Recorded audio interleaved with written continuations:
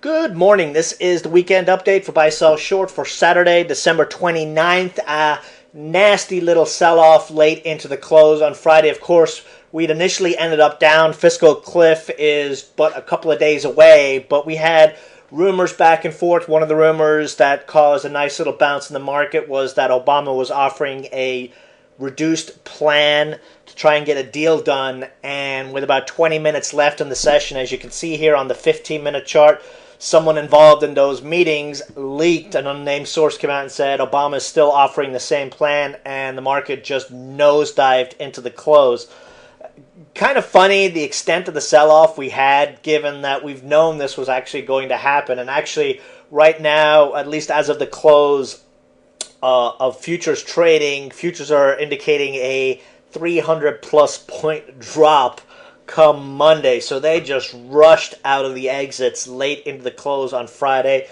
There is still some hope for a possible deal. We're going to go over the charts in the video right now, but really anything can happen come Monday morning, because not only do we have the possible votes in a deal or no deal on Sunday, it is also the last trading day of the year. So we could see some crazy action on Monday. We could see the market up huge, or we could see it down huge. So, we're just going to approach it with a look at the charts. Looking at the 15-minute chart, you can see we are in this steep bullish falling wedge that we have been in place for over the last week. We sell off, we bounce, we sell off, we bounce, and we've just been moving lower. One good thing, we're hitting oversold levels on RSI and stochastics. If we look at the daily chart, after we broke that uptrend line, we closed under the 50, under the 200-day, and under 13K on Friday. If we do not have a deal, indications are they're going to drive us back down to the November lows, right when the market was starting to get worried about the fiscal cliff crap, and before we had that big rally. So we'll have erased that wall of worry rally. We'll be all the way back down, and, we're approaching oversold levels, like I said, but it's all going to depend on whether or not we get an extension on Sunday. Russell, identical to the Dow chart, slowly breaking down. But let's look at the McClellan oscillator. This is something we've been looking at, when we get steep sell-offs in the market. You recall the key level we look for is down here around the 70 to 90 level. Usually indicates a big rally. We got negative 92 right before we got that 800-point rally in November. We closed Friday negative 39.40. This can give a nice bounce point. As you can see, when we've gotten down to this level before, we've got nice little bounce backs in the market. So we're getting to oversold levels. This is all going to depend on what kind of news we get on Sunday with regards to some sort of deal in Washington. But anyway, let's look at some of our plays. FBN Furniture Brands, one of our January popper plays. Continued action on Friday. Very nice, strong close, even with the market tanking. So that is a very, very good sign. First target is the 200-day moving average at 126. And you can see the chart is mirroring that massive move we saw back in September. And as I mentioned in the last chart, if we go back and look at the FBN chart this time last year, you can see we had a very similar action. We had a big sell-off on the November earnings report, just like we'd had here.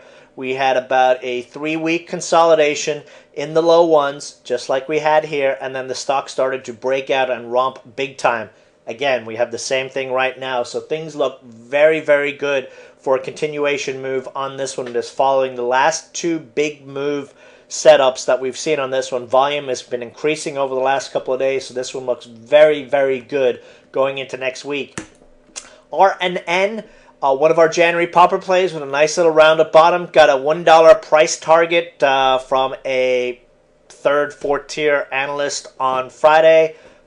But, it puts the stock on the radar, and it held up into the close. Our targets here are the 50-day and 200-day moving average. All the indicators look good and are coiling higher. We got a nice buying spurt on Friday. Stochastics out of the basement and about to break that resistance level here. So this one's looking very, very nice. We have some very, very nice January popper setups, and they are starting to move 1, 2 at a time from that list. So definitely review that list this weekend, especially if we do get a deal. We could see a screamer of a market over the next couple of weeks to the upside. So fingers crossed that those idiots in Washington get a deal done.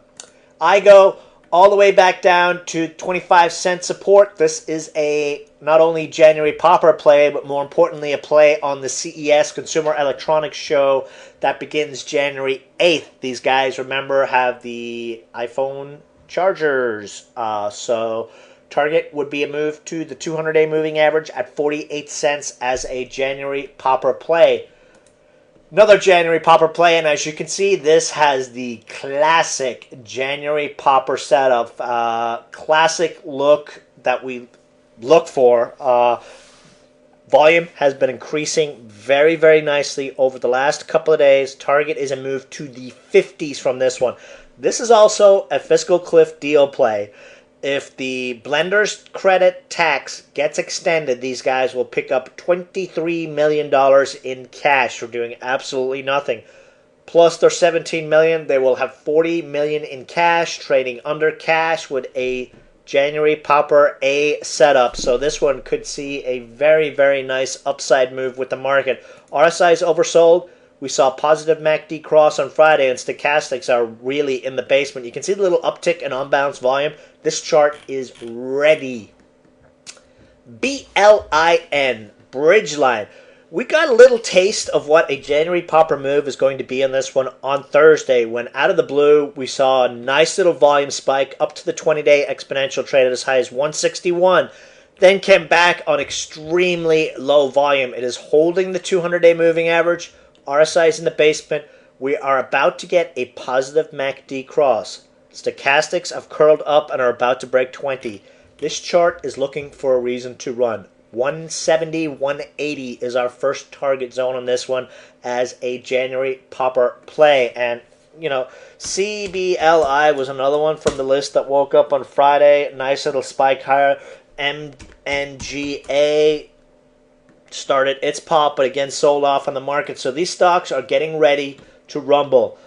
We have some very, very nice setups for our January popper list going into this week if we get a deal. So fingers crossed, as I said. CRME, this one actually closed at 39 cents. Then they did a low block right on the bell at 37 cents. I actually usually view it as a bullish thing when we see low blocks on the close, below the close. Tends to mean the next day is an up day for the stock.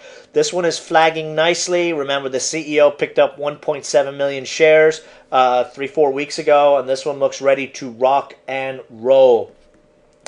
Last but not least, quick mention on UPIP. Again, another classic January popper setup.